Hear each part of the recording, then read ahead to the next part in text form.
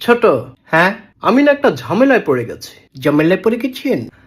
কি মানে ঝামেলায় পড়ছেন ভাই?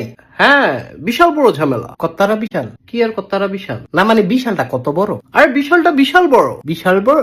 আর বলিস না, অফিসের একটা মেয়েকে আমার ভালো লাগে। হ্যাঁ, কিন্তু কলিগের সাথে রিলেশন করা ঠিক হবে কিনা? মেয়ে পটানোর কি কোনো ম্যাজিক আছে? মেয়ে পটানোর জুতার বাড়িয়েছি। কি না মানে মাইয়া মানুষে ফুটাইবেন? আরে ফুটাবো না, পটাবো। পটাবেন? হ্যাঁ।